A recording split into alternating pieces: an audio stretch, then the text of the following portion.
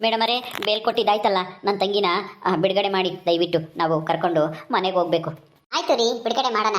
ನೋಡಿ, ಇನ್ಮೇಲೆ ಆತರ ಎಲ್ಲನ ಇನ್ನೊಬ್ರಿಗೆ ಸುಳ್ಳು ಸುಳ್ಳು ಹೇಳ್ಬಿಟ್ಟು ಮದ್ವೆ ನಿಲ್ಸೋದಾಗ್ಲಿ ಅಥವಾ ಅವ್ರಿಗೆ ಅವಮಾನ ಮಾಡೋದಾಗ್ಲಿ ಆತರ ಎಲ್ಲನ ಮಾಡಬಾರ್ದು. ಒಂದು ಹೆಣ್ಣಾಗಿ ಅದು ನಾದ್ನಿಗೇನೆ ಈ ತರ ಎಲ್ಲನ ಮೋಸ ಮಾಡ್ಬೋದಾ ಹೇಳಿ? ನೀವು ಸ್ವಲ್ಪ ಬುದ್ಧಿ ಹೇಳಿ. ನೀವು ಅಷ್ಟೇನೆ ಬುದ್ಧಿವಂತರಾಗಿ. ಯಾಕೆ ನೀವು 3 ಜನನೂ ಈ ತರ ತಪ್ಪು ಮಾಡಿ ಜೈಲಿಗೆ ಬರುವಂತದ್ದು ಕಾಯಿಲೆನಾ ನಿಮ್ಗೆ ಏನಾದ್ರು ನಿಮ್ಮ ಫ್ಯಾಮಿಲಿಗೆ? ನೀವು ಬಂದಿದ್ರಿ, ಇವರು ಬಂದಿದ್ರಿ, ಈಗ ನಿಮ್ಮ ಮಗಳೂ ಬಂದಿದ್ದಾಳೆ. ಯಾಕೆ, ಏನಾಗಿದೆ ನಿಮ್ಗೆ? ನ್ಯಾಯ ರೀತಿಲಿ ಬದುಕಕ್ಕಾಗಲ್ವಾ? ಇನ್ನೊಬ್ರಿಗೆ ಮೋಸ ಮಾಡೋದು, ಧರಣೆ ಮಾಡೋದು ಇದೇನಾ ನಿಮ್ ಕೆಲಸ? ಅಯ್ಯೋ ಮೇಡಮರೇ, ಹಂಗೇನು ಇಲ್ಲ. ನಾವು ಯಾರಿಗೂ ಮೋಸ ಮಾಡಿಲ್ಲ, ಯಾರು ದರೋಡೆನೂ ಮಾಡಿಲ್ಲ, ಏನೂ ಇಲ್ಲ. ಏನೋ ನಮ್ಮ ರಮ್ಯಾ ಏನೋ ಚಿಕ್ಕ ತಪ್ಪು ಮಾಡಿದ್ಗೆ ಕಂಪ್ಲೇಂಟ್ ಕೊಟ್ಟರು ಅವರು. ಆದರೆ ಇವಳನ್ನ ಮನೆಯಿಂದ ಆಚೆಗೆ ಓಡಿಸೋರಲ್ಲ ಅವರು, ಗಂಡನ ಮನೆಯವರು. ಅದು ಯಾಕೆ ಅಂತ ಕೇಳಿ ಹಿಂಗೆ ಚಿಕ್ಕ ಪುಟ್ಟದಕ್ಕೆಲ್ಲ ನಮ್ಮ ಮನೆ ಬಿಟ್ಟು ಕಳಿಸ್ತಾರಾ ಹೆಂಡ್ತಿನ?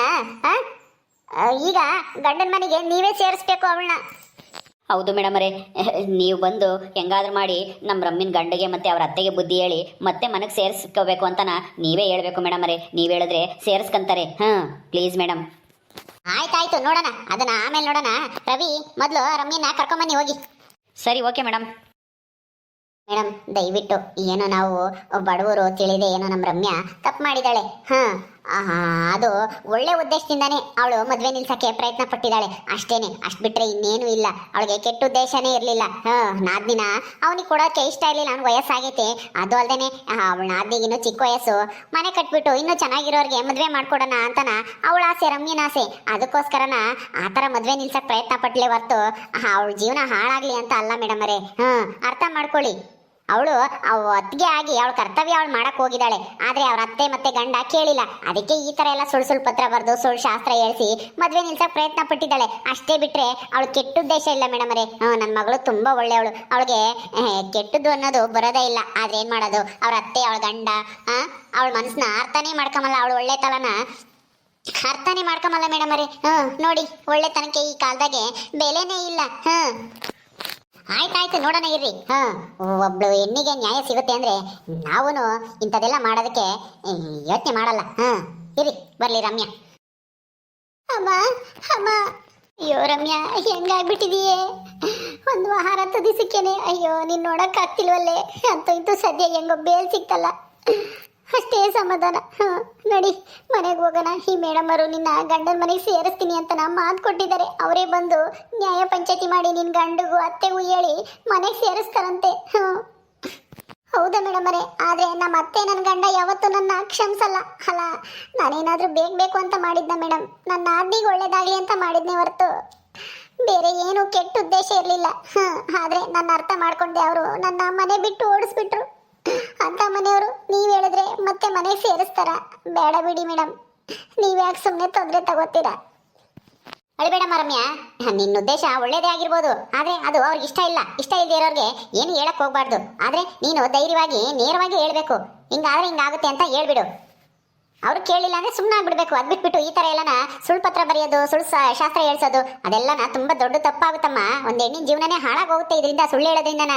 ನಿನಗೆ ಇದ್ರ ಗಂಭೀರತೆ ಇನ್ನೂ ಅರ್ಥ ಆಗಿಲ್ಲ. ಏನೋ ಚಿಕ್ಕ ವಿಷಯ, ಚಿಕ್ಕದ್ರಲ್ಲೇನೆ ಕೇಸು ಕ್ಲೋಸ್ ಆಯ್ತು. ಆದ್ರೆ ಏನಾದ್ರೂ ಹೆಚ್ಚು ಕಮ್ಮಿ ಆಗಿ ಆ ಹುಡುಗಿ ಏನಾದ್ರೂ ಸೂಸೈಡ್ ಮಾಡ್ಕೊಂಡಿದ್ರೆ ಏನ್ ಗತಿ? ಈ ತರ ಆಯ್ತು ಅಂತನ ಯೋಚನೆ ಮಾಡು. ಅವಾಗ ನಿನಗೆ ಇಷ್ಟು ಬೇಗ ಬೇಲ್ ಸಿಗೋದು ಅನ್ಕೊಂಡಿದ್ಯಾ? ಖಂಡಿತ ಇಲ್ಲ. ಮಿನಿಮಮ್ ಅಂದ್ರೂ 10 ವರ್ಷ ಜೈಲಾಗಿರ್ಬೇಕಾಗಿತ್ತು ನೀನು. ಗೊತ್ತಾಯ್ತಾ? ಏನು 10 ವರ್ಷನಾ? ಏನ್ ಹೇಳ್ತಾ ಇದ್ರಿ ಮೇಡಮ್? ಹೌದಮ್ಮ, ಈ ತರ ಎಲ್ಲನ ಸುಳ್ಳು ಹೇಳ್ಬಿಟ್ಟು ಅವಮಾನ ಆಯ್ತು ಅಂತನ ಕೆಲವರು ಸೂಸೈಡ್ ಅಟೆಂಡ್ ಮಾಡಿದ್ದಾರೆ, ಕೆಲವರು ಸತ್ತೇ ಹೋಗಿದ್ದಾರೆ. ಆ ತರ ಕೇಸ್ಗಳಲ್ಲಿ ಈ ತರ ಶಿಕ್ಷೆ ಆಗುತ್ತೆ ಅಂತ ಹೇಳ್ತಾ ಇರೋದು. ಈ ತರ ಎಲ್ಲ ಮಾಡಕ್ ಹೋಗ್ಬೇಡಿ. ಗೊತ್ತಾಯ್ತಾ? ಸರಿ ಆಯ್ತು ಮೇಡಮ್ ಅವರೇ, ಗೊತ್ತಾಯ್ತು. ಸರಿ ಆಯ್ತು, ಇನ್ಮೇಲೆಲ್ಲ ಹಂಗೆಲ್ಲ ಮಾಡಕ್ ಹೋಗ್ಬೇಡಿ. ನಡೀರಿ, ಬರ್ತೀನಿ ನಾನು. ಅವಾಗ ಬರ್ತೀರಾ ಮೇಡಮ್ ಅವರೇ? ಆದಷ್ಟು ಬೇಗ ಬಂದು ನನ್ನ ಮಗಳು ನನ್ನ ಗಂಡನ ಮನೆಗೆ ಸೇರಿಸ್ಬೇಕು. ನಿಮ್ಮನ್ನೇ ನಂಬಿದೀವಿ. ನನ್ನ ಮಗಳು ಜೀವನನ ನೀವೇ ಸರಿ ಮಾಡಬೇಕು. ದಯವಿಟ್ಟು ನೀವು ಬಂದ್ರೇನೆ ಅವರು ಮಾತು ಕೇಳೋದು. ಇಲ್ಲ ಅಂದ್ರೆ ನನ್ನ ಮಗಳು ಗಂಡನ ಬಿಟ್ಟೋಳು ಅಂತ ಅನ್ನಿಸ್ಕೊಂಡು ಊರಾಗೆ ಇರಬೇಕಾಗುತ್ತೆ. ಅದಕ್ಕೆ ನಮ್ಗೇನು ಚಿಂತೆ ಇಲ್ಲ ಬಿಡಿ. ಈಗೇನು ಡಿವೋರ್ಸ್ ಕೊಟ್ರೆ ಇನ್ನೊಬ್ಬರನ್ನ ಯಾರನ್ನಾದ್ರೂ ಮದುವೆ ಆಗ್ಬೋದು. ಆದ್ರೆ ಏನ್ ಮಾಡೋದು, ಮಾನ ಮರ್ಯಾದೆ ಹಂಚ್ಕೊಳ್ಳೋ ಅಂತ ಜನ ನಾವು. ಹಂಗಾಗಿ ಈ ಗಂಡ ಇದ್ದಂಗೆನೆ ಇನ್ನೊಂದು ಮದುವೆ ಆಗೋದು ತಪ್ಪು. ನಮ್ಮ ಹಳ್ಳಿ, ಅದು ಅಲ್ದೇನೆ ಹಳ್ಳಿಲಿ ತುಂಬಾ ಸಂಪ್ರದಾಯಸ್ಥರು ನಾವು. ಹಂಗಾಗಿ ಡೈವರ್ಸ್ ಎಲ್ಲನ ನಮ್ಗೆ ಬರಲ್ಲ. ಹಂಗಾಗಿ ಮನೆಗೆ ಸೇರಿಸಿ ಅಂತ ಕೇಳ್ಕೊತಾ ಇದ್ದೀನಿ ಅಷ್ಟೇನೆ. ಸರಿಯಮ್ಮ ಆಯ್ತು. ನಾನು ಯಾವತ್ತಾದ್ರೂ ಒಂದ್ ದಿವಸ ಫೋನ್ ಮಾಡ್ಬಿಟ್ಟು ಬರ್ತೀನಿ. ನೀವು ಫೋನ್ ನಂಬರು ಅಡ್ರೆಸ್ ಎಲ್ಲ ಬರ್ತಿದ್ದೀರಲ್ಲ ಇದರಲ್ಲಿ. ನಾನು ಬರ್ತೀನಿ, ಹೋಗಿ ನೀವು. ಸರಿ, ಓಕೆ ಮೇಡಮ್ ಅವರೇ, ಹೋಗ್ತೀನಿ. ಬಾ ರಮ್ಯಾ ಹೋಗೋಣ. ಅಮ್ಮ ಬರೀ ಹೋಗೋಣ. ಮೇಡಮ್ ಅವರೇ, ಹೆಂಗಾದ್ರೂ ಮಾಡಿ ನನ್ನ ಮಗಳ ಜೀವನ ಸರಿ ಮಾಡಬೇಕು. ನೀವೇ ನಮ್ಮ ಪಾಲಿನ ದೇವರು ಅಂತ ತಿಳ್ಕೊಂತೀವಿ. ನಿಮ್ಮ ಋಣನ ನಾವು ಯಾವತ್ತೂ ಮರೆಯಲ್ಲ. ಇದೊಂದು ಕೆಲಸ ಮಾಡ್ಕೊಡಿ ಮೇಡಮ್ ಅವರೇ. ಆಯ್ತಮ್ಮ, ಮಾಡೋಣ. ಒಂದು ಹೆಣ್ಣಿಗೆ ಒಳ್ಳೇದಾಗುತ್ತೆ ಅಂದ್ರೆ ಮಾಡೋಣ ಬಿಡಿ, ಪ್ರಯತ್ನ ಮಾಡೋಣ. ಅದರಲ್ಲಿ ಏನಿದೆ ತಪ್ಪು? ಸರಿ, ನೀವು ಓಡಿ.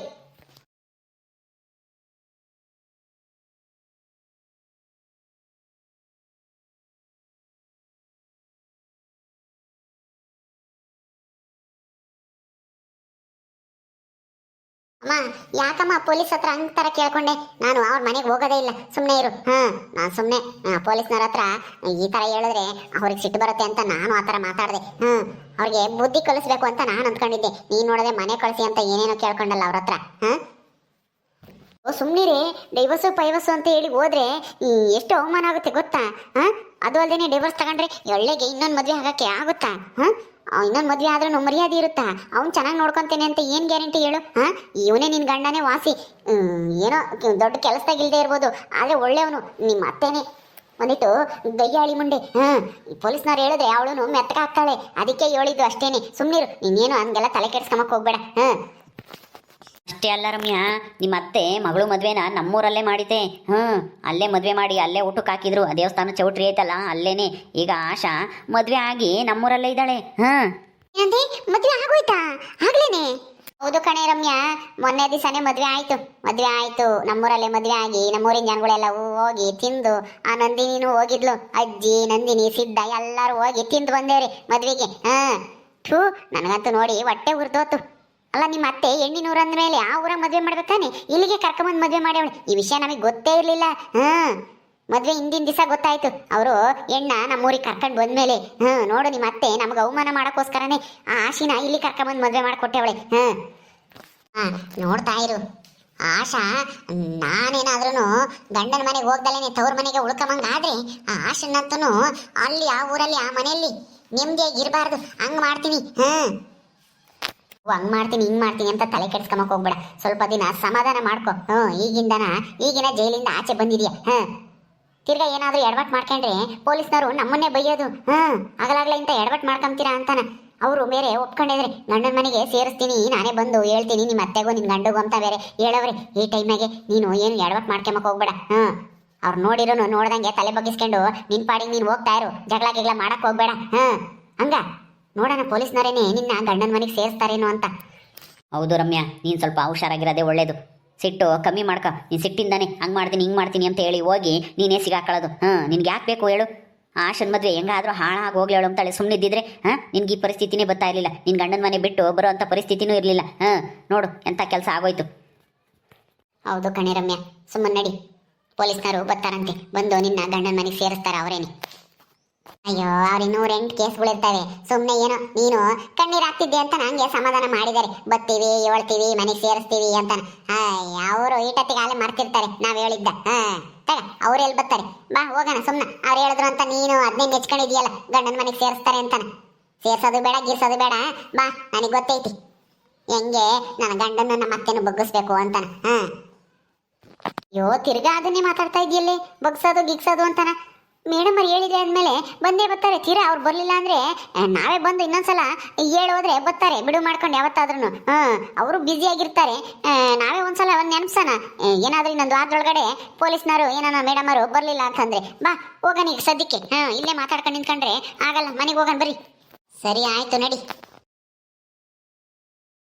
ಓಕೆ ಸ್ನೇಹಿತರೆ, ಈ ವಿಡಿಯೋನ ಇಲ್ಲಿ ಮುಗಿಸ್ತಾ ಇದೀವಿ. ಈ ಕಥೆಯನ್ನು ಮುಂದುವರಿಯುತ್ತೆ. ನಿಮ್ಮೆಲ್ಲರಿಗೂ ವಿಡಿಯೋ ಇಷ್ಟ ಆದರೆ ಲೈಕ್ ಮಾಡಿ, ಶೇರ್ ಮಾಡಿರಿ. ಹಾಗೆ ಇನ್ನು ಯಾರು ನಮ್ಮ ಚಾನಲ್ ಸಬ್ಸ್ಕ್ರೈಬ್ ಮಾಡ್ಕೊಂಡಿಲ್ವ ದಯವಿಟ್ಟು ಸಬ್ಸ್ಕ್ರೈಬ್ ಮಾಡ್ಕೊಳ್ರಿ. ಮುಂದಿನ ವಿಡಿಯೋದಲ್ಲಿ ಸಿಗ್ತೀವಿ. ನಮಸ್ಕಾರ.